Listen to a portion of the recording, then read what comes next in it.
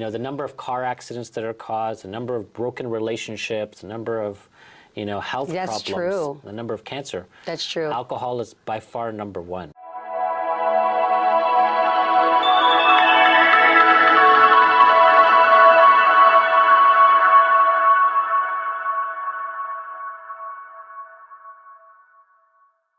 Hi everyone, Dr. Goel from Peak Human Labs, and today we're going to be talking about the science behind alcohol use and the impact on your brain, your body. It's a dry January. It's a dry January. I have a poll going on right now to see if who's participating in dry January, and that was part of the motivation for this because I am. Yeah, and so are many other, I guess, yes, millions of people probably across North America, I'm sure. So it's very timely. Yes, it is. And so let's go through some of that science together, because we can, hopefully this can help give you some motivation for staying dry through January, maybe February, March, let's see. Yeah, let's see. You know, because they always say, drink responsibly, but even responsible drinking, as I'm hoping to hear from you, like a few drinks a week, a lot of times people think that doesn't have any kind of impact. Yeah. But you're going to tell us if it does or doesn't, Well, right? Yeah, like traditionally we've always been told like taking 1 or 2 drinks a day is actually healthy for you. Like that is. I've heard a red glass of wine. Exactly. I've heard they said that is good for us, or not bad.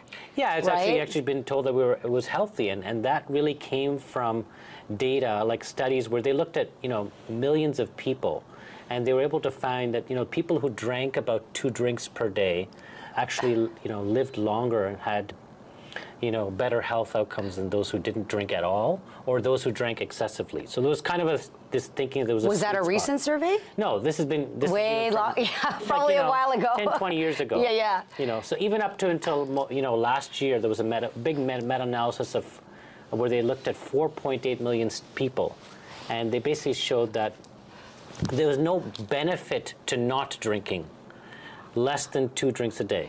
All right, no more dry January. But then there's a lot of confusion on this, because Right. there have been conflicting studies which show even a little bit of alcohol is, you know, can be harmful. So, Yeah, that's what I was under that pretense, because I know that some people can't, they're allergic, like they're even allergic to alcohol. There's something in the alcohol that, you know, causes the body to have some adverse effects. So can we start maybe with what is in alcohol, or what is alcohol? Like, what do you constitute as a drink? Yeah, so alcohol is, you know, it basically is ethanol, and ethanol is metabolized by your liver. Okay. By a couple of enzymes. The most well-known enzyme is alcohol dehydrogenase. Okay. So this enzyme, you know, people have different versions of this enzyme. So you could have an enzyme which is more active, and some people have an enzyme that's less active. Which Like in our individual bodies? Yeah, based on Okay. their genetics. Okay. Some people are born with, you know, faster enzymes. Some people are born with slower enzymes. So that's one enzyme, and the other enzyme that's important is it's called the P450 system of the liver. And the I've liver, never heard of that. The P450 system of the liver? Okay. Yeah, so the P450 system of the liver detoxifies so many different chemicals and molecules in the body. So that's why the liver is considered the detox organ. Right. So in this, it has so many different enzymes, of which one of the enzymes is called the CYP2E1. So this enzyme, we'll put it in the notes, but this enzyme specifically is about metabolizing alcohol. So, and this enzyme also has a number of different, we call polymorphisms, means that different people have different strength or activity of that enzyme. They're born with it. So your genetic makeup has a lot of determination of how you're going to metabolize alcohol. Yeah, I've heard that different people's DNA or genetics are correlated to how alcohol affects them, both in their, you know, brain, and what we're talking about, brain, body, and then our behavior, right? Because how alcohol affects us is going to determine like how we, I guess, behave and things of that nature. Yeah, but the genetics part, first one we're talking about here is metabolism. Right. So just how do you metabolize alcohol is based on your genetics. Got it. Okay, some people are fast metabolizers, some people are slow metabolizers, and that's influenced by your genetics. And also, if you're like a regular drinker, your body will speed up its metabolism. It'll make those enzymes more active. So it's because we're giving alcohol to our body, it is creating more of that enzyme? Yes, your body kind of responds to ramp up the metabolism. So that's why somebody who's like a regular drinker, they can handle larger amounts of alcohol before they get drunk. Whereas somebody who hasn't drank alcohol for like 6 months, they're gonna hit that first drink's gonna really hit them hard. Yeah, I'm frankly amazed at how some of the people I know can drink enough alcohol that I think could knock out an elephant, but like they can like drink a lot. So some of it's dependent on, like I said, the alcohol dehydrogenase enzyme. Okay. Some of it's dependent on the P450 enzyme. Right. And then some of it's dependent on their body weight. Larger people, they'll take more alcohol to reach the same concentration in their blood. Okay. So there's a number of different factors. It's not so much about how much, alcohol can they hold or stand or whatever. It's more like some of it's built upon their habits and their genetics. I mean, I'm going to ask you a question as a medical doctor. I mean, I would assume dry January would be a good thing for people to take on or practice, like trying to completely eliminate alcohol? Well, yeah, I think that we're going to talk about the effects of alcohol on the body, and I think so generally, probably alcohol is not safe in any amounts. Okay. Probably. Let's go through that a little bit further. Okay, perfect. One of the things, I think I'd done a talk on the blue zones in the past, and this whole idea about alcohol being a healthy part of the diet, a small, at least moderate amounts of alcohol, comes from Europe and where people have the Mediterranean diet, and where taking 1 or 2 glasses of wine was considered a healthy thing. So within the Mediterranean diet, alcohol is included in that? Yeah, it's kind of like part of their lifestyle. Got it. And so when they looked at this specific place called Sardinia, where it's one of the blue zones where people live a long time, and they had postulated that because these people were drinking like a specific type of red wine, this red wine was very high in flavonoids. Flavonoids are these super antioxidants. And resveratrol, which is another one of these super nutraceuticals, like you hear about a lot of, is found in red wine. Okay. So the idea was that perhaps it's these types of super antioxidants that are sitting in red wine that's giving this benefit to drinking alcohol. Right. But again, it's within moderation. That's the difference. Yeah, right? But even this idea about 2 drinks a day was built around this idea that, hey, you know what, there's probably some good benefit because there's these flavonoids in this. But there are some caveats here in that they've looked at these populations, and they've seen that even the places where they're drinking the same amount of this special red wine alcohol, where there's lots of flavonoids, people did not live so long. So it's the idea that people were living really long in this particular area of Sardinia due to the alcohol doesn't really make sense.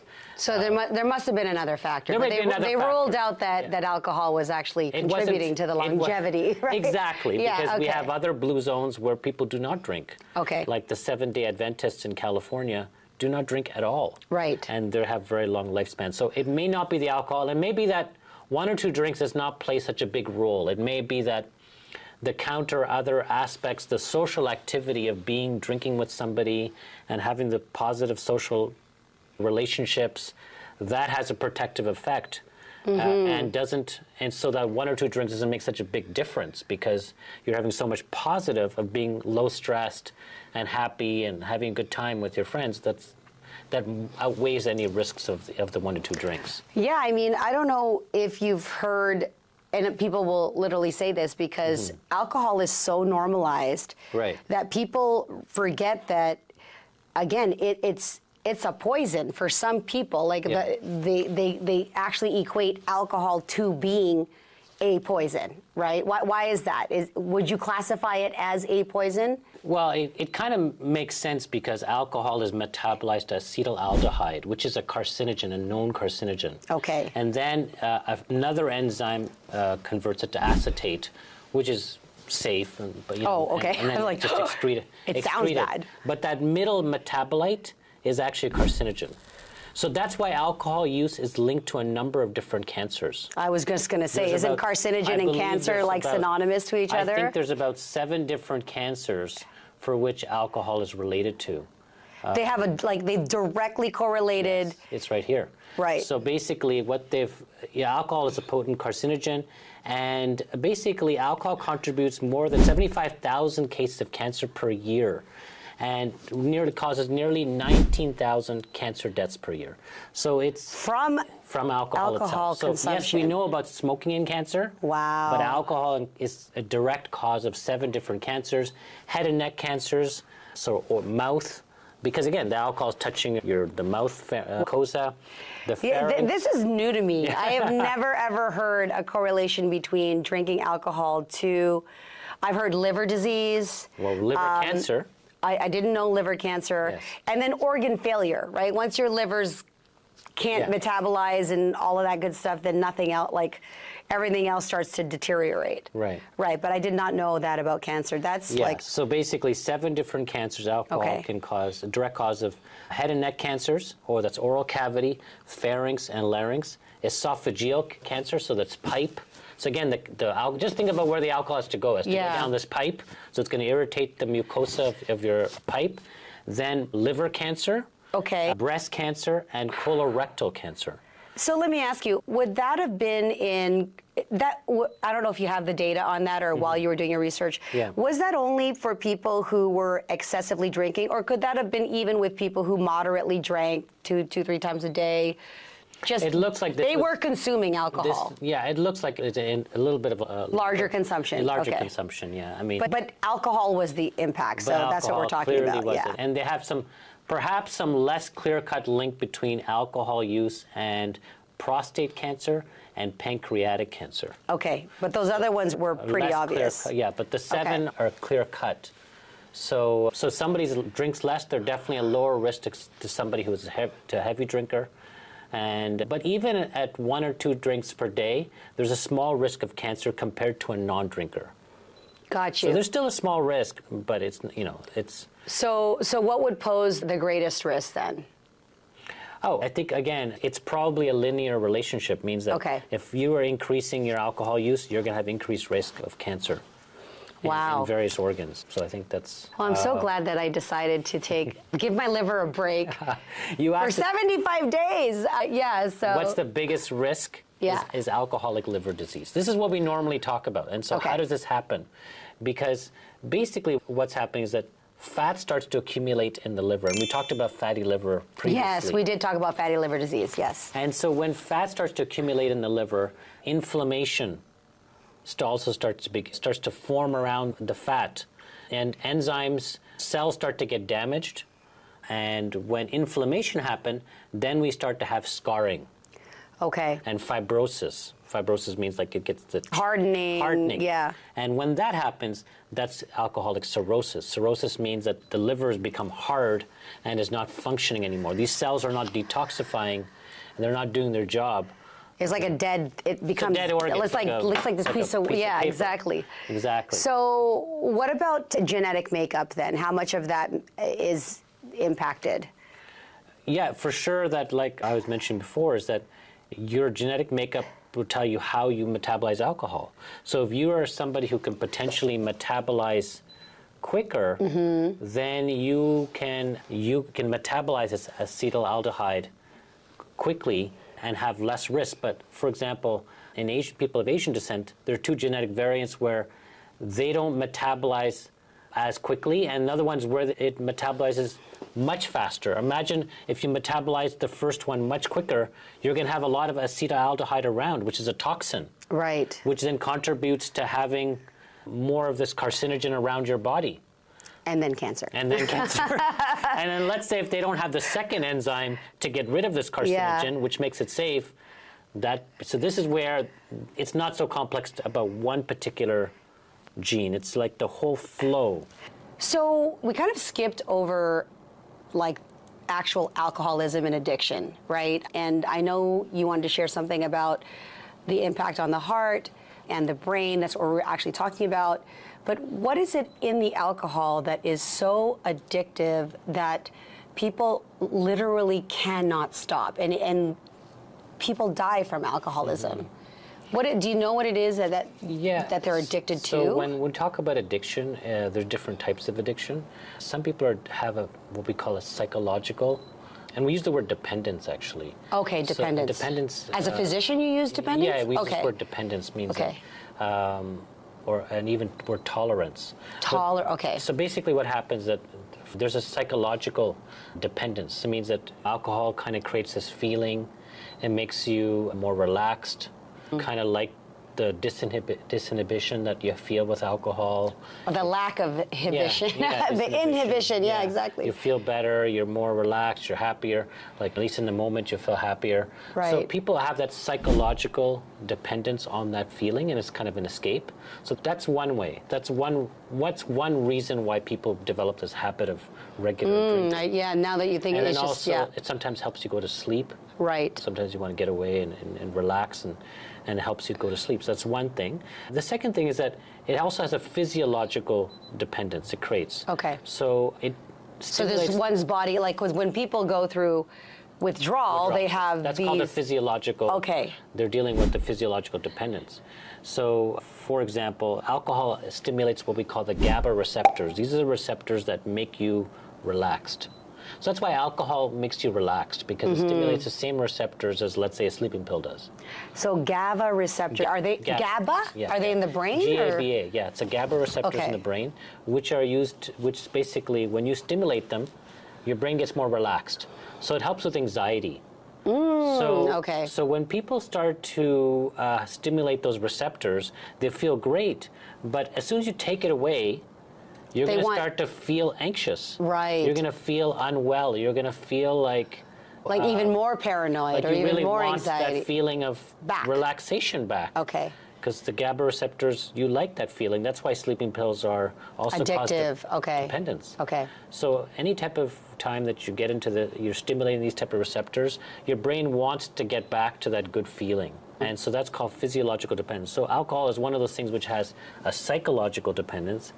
And physiological. So it's a double whammy. Yeah. So that's why it can be really challenging for people to stop, right? Exactly. It's not that easy. Yeah. Okay. That's exactly right. So what are the heart impacts? You were going to talk about that. Yeah, we do know that, again, we had thought that there was potentially some benefits for the heart with drinking a small amount of alcohol, perhaps. But we do know that definitely drinking larger amounts increases your blood pressure. Yes. Increases your blood pressure. Yeah, because when my dad was alive, he was not allowed to drink.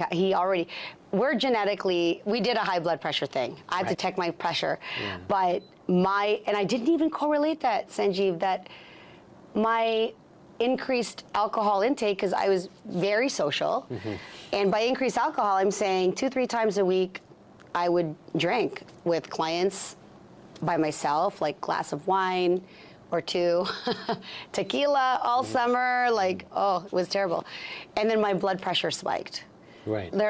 I'm sure there were other factors, but how does blood pressure and alcohol relate? Well, it's probably stimulating the nervous system to get the vessels to become tighter. Okay. So, because stress hormones are being released, and the pipes are becoming stiffer. Okay. So it's leading to increased blood pressure. We also know that there's it's a heart disease also caused by alcohol, where the heart actually gets damaged by too much alcohol.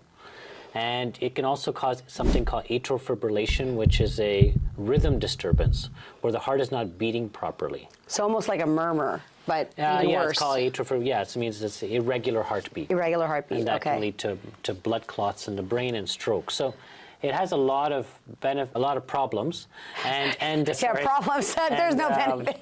It also can cause weight gain, because alcohol has empty calories, and just like I was mentioning with alcoholic liver disease, is that it basically leads to fat being deposited in your liver. So on the weight gain thing, when people talk about a beer belly. And you can see a beer belly. On some men, you see this just like round, like it is literally all in the front. Why does the beer gut look so big like that? No, seriously, why is it all up in the front like that? I think, okay. I mean, you're a physician. Men will put more weight on their tummy. But it's so prominent. It's called a beer gut, but any type of extra calories on a man will generally come around the tummy. That's what we call, in women it'll be more on the butt. But this is much more dangerous. I know. Well, central adiposity is much more dangerous. So central adiposity, meaning the collection of fat in around the central area. Okay. Your stomach is a big risk factor for heart disease, and When I see men walking around or at the ball game or at the hockey game, and they're like big beer, I'm just thinking, oh my God, that's a heart attack. Like I just automatically think it looks unhealthy. Yeah, I think we call it beer gut or beer bellies, whatever, but it really means that it's a full lifestyle thing. Like yes. they're drinking alcohol, and they're having a hot dog, and they're not exercising, and they may be smoking, and the whole thing, and they're not moving. So I think all of that's tied together. Yeah. We call it a beer gut because those people generally group into those things together. It's a poor lifestyle gut. It's like when you go to watch a baseball game and you have a couple of beers and you're sitting there for 3 hours, and that's going to lead to a beer gut if you do that every day. Now, what about the bulbous nose? Do you know more about that? Like I don't know if you know. Like there's people who have acne rosacea. Okay, is that also? It's a type of, some people, the blood vessels dilate on the nose. Okay. And cause a kind of a red nose. Well, when I drink alcohol, and a lot of it, my face is red. Like I feel flushed everywhere. Why does the body heat? It's a certain Asian. Oh, is my genes? You may have a certain genetic predisposition that again, metabolism issue, where for you that's what happens. There's a flushing that happens. Do you know much about blackouts? I've never researched. Okay, but I mean, it's a question again. Could it be just like my brain had, like my tank is full and it just? Well, on the brain, there's short-term memory. Apparently, there's some. If you drink enough alcohol, you'll black out. That's got you. It. Talked about not drinking at all, and what about binge drinking? What exactly is binge drinking? And binge drinking is separate from alcoholism, right? So what is the difference? What we call binge drinking disorder. So there are, people, it's an actual disorder. Well, okay. we give it to almost everything. But so there's, alcoholism is a very wide term. It just means one who's drinking enough alcohol that is starting to interfere with their daily function. So anytime that's starting to happen, so if you ask a person, we have something called the cage questionnaire. Okay. Like this is how we ask people, do they have alcohol? Oh, in your office? Yeah, generally. Okay, generally. Medical doctors ask people to figure out, do they have an alcohol problem? I'll take the survey. The first question is, do you ever feel like you got to cut down? Yes. Okay. Yes. So that's +1. Okay. Second one is, do other people get annoyed by you yes. drinking? That's number 2. This is positive. Yes. Keep going. Number 3, do you ever feel guilty? Yes. Okay. And then I'm failing. I don't want to pass this test. Are you listening to this? Yes. Okay, go ahead. And then number 4 is, do you ever have an eye opener? Yes. Okay, so that's all 4. So that means you have an alcohol problem. I did. Yeah. No, I do. Yeah, when you're drinking. That's why yes. So there oh you my go. God. So why didn't you ask me these questions before? Yeah, that's a challenge. So basically, so binge drinking is sometimes a little different, because one can be totally dry, like Monday to Friday, and then have like 10 drinks on Saturday, Sunday, and that's called a binge drinking disorder, and that's still a problem.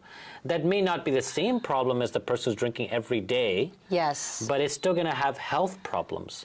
That's why if this whole idea of drinking 1 or 2 drinks, people think, oh, you know what, I'm just going to save up my drinks for Saturday, and I'm going to not drink from Monday to Friday. I do that. But you can't do that, because the effect is actually worse. It's actually, yes. It's because if you drink a little bit, just like I said, your body kind of has the ability to handle it and doesn't allow so much of the levels to go so high. It kind of detoxifies it as time is going on. But if you drink 10 drinks at once and you haven't drank from Monday to Friday, it's a big shock to the system.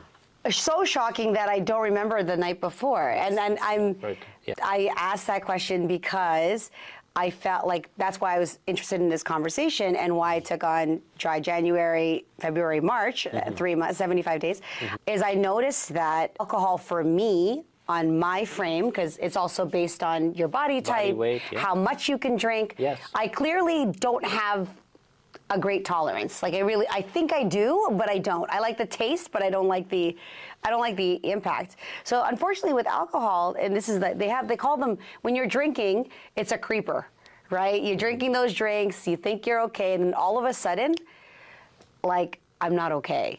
I'm not okay in that I feel sick, or I need to like sit down, or you get the wobbles, things start to wobble around. So binge drinking, I would imagine you get hit all at once with all those negative things. Yeah, because you have, your body's not used to it because you haven't been drinking the days before, but it has still a lot of health problems. Some of the things we do see in the office is people develop a gastritis, which means like a stomach irritation. The lining of the stomach gets damaged. Oh, the next day is terrible. Pain, this what we call epigastric pain right here. Yeah. And it can actually lead to an ulcer. People have there's alcoholic gastric ulcers, and that can cause bleeding. And so if you ever had any type of blood in your stools, which dark black stools, we call melena, which means it's actually dried blood. Oh my gosh. It's an emergency. You need to go to the hospital. All right, so let's talk about, we were talking about the effects of alcohol, mind, body, physiological. So let's move to the mind a bit, because I know that alcohol has been a coping mechanism and people have turned to alcohol to deal with anxiety. Yet scientifically, I think there's data that proves that drinking alcohol is actually not going to help your anxiety. So why do people drink alcohol for anxiety? Yeah, we were talking about how it stimulates these GABA receptors. Yes. And anxiety is basically an issue where, there's too much, if you want to call it, the pathways are too stimulated, and your nervous system is too stimulated. And GABA receptors, GABA is what kind of calms things down. So when we take alcohol, we basically make the anxiety less. So that's how come it's easier to kind of talk to somebody at a party when you're drinking, or like if you need to give a speech. Yes. Some people will take a drink. We call it liquid courage. Yeah, okay. Is that right? Okay.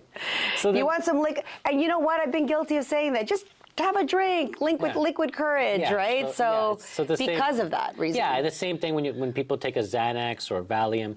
These things have the same effect where they stimulate the GABA receptor and reduce your anxiety. And that's what alcohol does. So there's a lot of people out there who have social anxiety. Yes. And alcohol is amazing for that because... Isn't it incredible how you see... and you see it a lot in the movies. You'll see that quiet guy or girl in the corner. You put a few drinks in them, and they're like the alter ego. Woo! Yeah. What is that? Yeah, that's exactly what's happening. Is that we've helped them reduce that anxiety. Okay. And the danger is that because they don't behave that way. Yeah. When they're not drinking alcohol. Yes. So it is mood altering. It's what is in the brain that's impacting this decision making? I guess what's happening is that GABA receptors are being stimulated, you're getting more relaxed. Yes. But then the problem is that as soon as we take away that alcohol, they're going to have a psychological... impact? They're going to want to come back to it because it felt so good. Yes. And they'll have a physiological reaction where their anxiety will actually increase.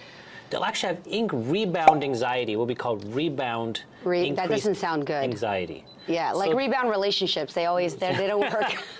So the danger here is that when people are using alcohol to medicate, what do we call self-medicating? Okay. This is the danger. So you have to kind of think at yourself, look at yourself and say, why am I using this alcohol? Got it. What is the purpose? Am I trying to medicate an anxiety? Yes, okay, once in a while you want to take one drink to kind of just loosen things up and have a good time, that's fine. But if you're using it regularly to reduce your anxiety, you can get yourself into a big problem because your anxiety can actually become much worse.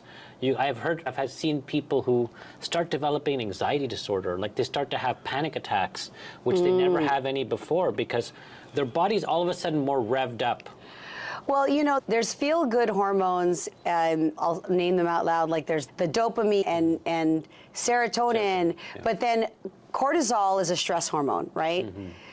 So when someone's drinking alcohol, do they get a dopamine hit, or does serotonin release, or is it, what is it that's causing them all to relax that way? Are those hormones being released while they're drinking? Well, the GABA receptor. It's GABA. GABA is being released, which is great. That people feel relaxed about that. But they're probably having a dopamine hit because that's what feels pleasurable. Every time something good happens, they meet somebody. Well, it's a reward system, so they're probably because they feel good. Yeah. They're talking to somebody, meeting somebody that's feeling good. The dopamine hit that is happening there. Yes. A serotonin. I'm not 100% sure that serotonin is being released. But then the next day is cortisol increased. That's exactly cortisol what's spiked. Cortisol spikes after. because Okay. that's when the stress. When they're on the down, when they're on the down, when the alcohol's gone. Then the cortisol spikes up, Right. and that's when the blood pressure goes up, and you feel unwell, and you feel, your And heart that's just rate the up. cycle, because then I want to drink because I'm so stressed. Because you know what, Like, that's what people you say. know that Yeah. the alcohol will fix this. People think that the alcohol Yeah. is going to, and it does. The funny thing is, it actually Yeah. temporarily does. Right. So it becomes a reinforcing cycle.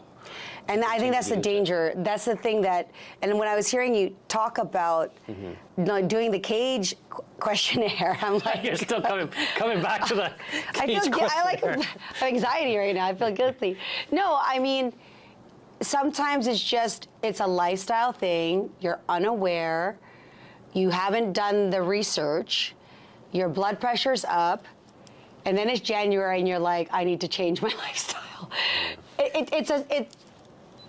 It's about awareness. And I love this conversation because a lot of people relate, like they think they need to have it, right? And I had a very close friend of mine who did the 12-step program, was clean for a year, and this is somebody who I thought I would never, ever see him at a party sober and not have a substance to get him to enjoy life. But when I saw him enjoying life and people and like, it didn't need alcohol. I think he psychologically thought that he needed it. But when you understand that you don't need it, right? There are other ways to get to the same point. Right. There are other ways to get that kind of feeling good feeling. Can we talk about those ways that for people who might be struggling or maybe want to try on dry January, where they don't just automatically default to drinking alcohol? What are some of the coping things? Well, I think the first step is making sure other people around you know that you're trying to cut down. Right. That's very helpful because if They'll probably be happy to hear that you are. Yeah, if you have other people's support, you can see that most people, when they're trying to cut down, need a support system. Right. So it's really important to let other people know, hey, I'm trying to cut down, and where I'm doing. So accountability will help. Dry January is really important because then what happens is that you don't have that kind of peer pressure. If they're your friends, they're not going to put you in a situation where if they're your real friends, they're not. Oh, you're not drinking. Oh, what type of loser are you? No, like that's not helpful. Right. No. That's not a helpful situation. Never say that to me. Okay.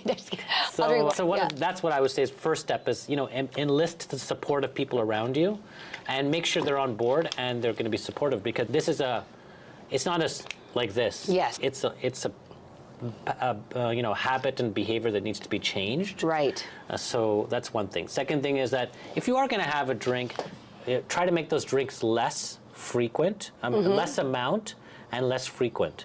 So what you could do is have a drink. like on only super special, not every That too. day. Yeah. If you're deciding to have a drink, maybe make half a shot, or maybe don't even have shots. Make them, drinks which you're mixing in with something else. Yes. And then so that way you can have it slower. I think people get into a problem when they're taking shots and things like that because it's very easy to consume huge amounts of alcohol at that time. So again, think about what's the best way to kind of take slow amount of alcohol so that you're not causing that type of problem, and space it out. So it could be once every 1 hour or 2 hours you're having a drink, so it's not causing such an issue. You know what? That just brought up a point that one time when I, because people who have known me to enjoy my drinking, would say, after having a drink, have a glass of water. Like, have your drink, but have a glass of water before you have another drink. Because I would have a drink and then have another drink and have another drink and not have water, because water can help dilute the alcohol, right? And then I'm more full. But if I'm drinking like it's water, then it becomes problematic, No, it's also going to prevent the hangover from happening. Okay, another reason good. why you should be drinking water, as much water as you can. And so if we did have a hangover, what are some supplementation, natural remedies? What's a cure for that? I don't think there's any particular one thing that works, but a lot of these hangover-like aids that you see out there, do they work? They all have like B complex in them. Okay. So B complex, some magnesium, would be very helpful. Yep. And if you want to support your liver, then something called NAC, which is N-acetylcysteine, which is helps to detox your liver, NAC. and glutathione. Glutathione you can also get in supplement form.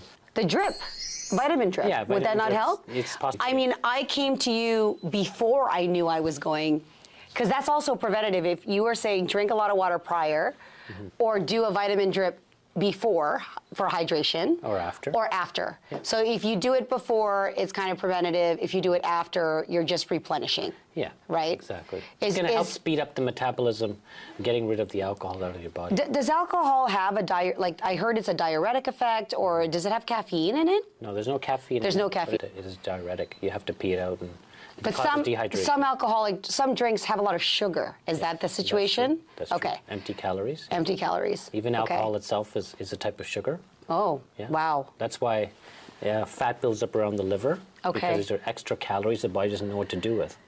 And so it stores them around the liver, which causes damage to the liver.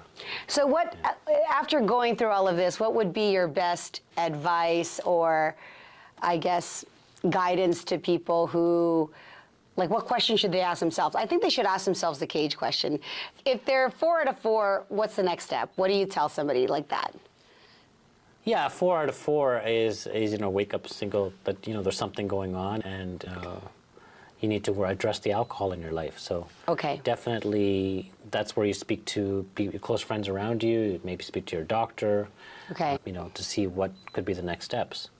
Probably get a blood test done to check what your liver function is like. That might be motivating. If you see some liver enzymes are elevated, that's going to help you to kind of get...